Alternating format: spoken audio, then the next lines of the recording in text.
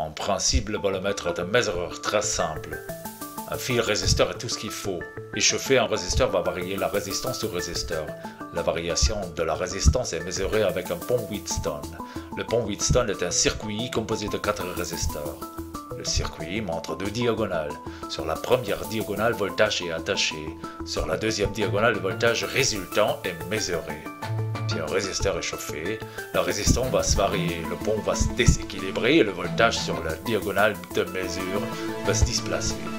Si 2 résisteurs vis-à-vis sont échauffés, le pont va se déséquilibrer nettement plus fort. Un circuit pareil d'un bolomètre peut être utilisé pour la mesure de radiation. Sur un film, on peut appliquer des méandres de résistance très fines avec grande résistance. Il n'est pas possible d'éclairer le résisteur directement parce que l'absorption de la radiation sera trop faible. C'est pour ça qu'un absorbeur est appliqué dans le film directement vis-à-vis. L'absorbeur accueille la radiation et s'échauffe. Le chauffage passe le film vers le résisteur. En conséquence, la résistance est variée. Le chauffage d'absorbeur est conduisé vers un radiateur. Le radiateur simultanément limite la surface d'absorbeur. Les radiations rendent un profil de température descendant vers le radiateur. Le comportement thermique entier dépend de la surface d'absorbeur et de sa puissance. La réduction de la surface d'absorbeur va changer le comportement thermique entièrement. Le chauffage écoule nettement plus vite vers le radiateur. En conséquence, le chauffage du résisteur vis-à-vis sera remarquablement plus faible. Pression le radiateur sur l'absorbeur ne va pas garantir les dimensions exactes de la surface d'absorbeur. Le comportement thermique d'absorbeur ainsi n'est pas déterminé exactement. Il n'est pas possible de miniaturiser le bolomètre avec cet arrangement. Miniaturiser le bolomètre est obtenu par une modification signifiante d'absorbeur. Une couche de transport chaleur très fine est arrangée autour de l'absorbeur.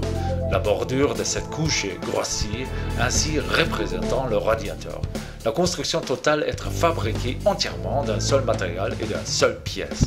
La construction est ainsi composée d'un absorbeur,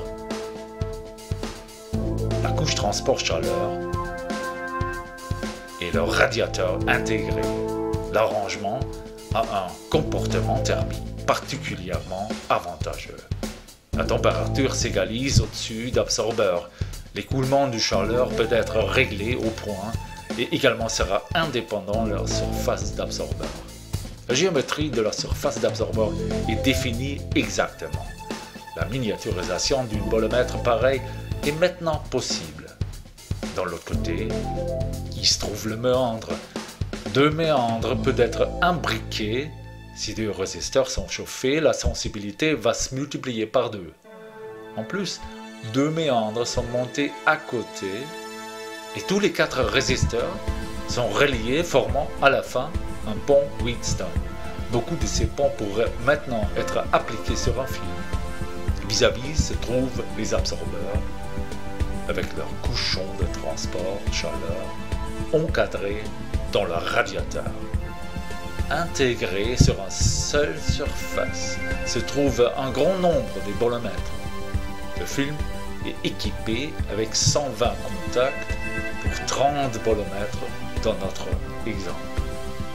Le film avec les bolomètres est transformé dans une caméra de bolométrie.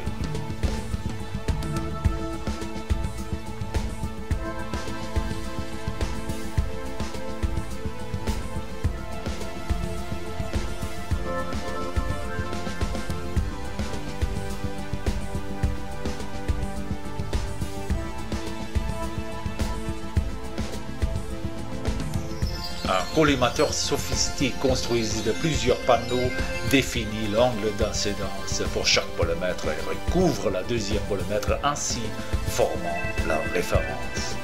À la fin, on a obtenu une caméra de bolométrie miniaturisée ultra sensible, MELBA, Multi-Element Bolometer Array, une caméra de bolométrie pour les réacteurs fusion nucléaire de la future.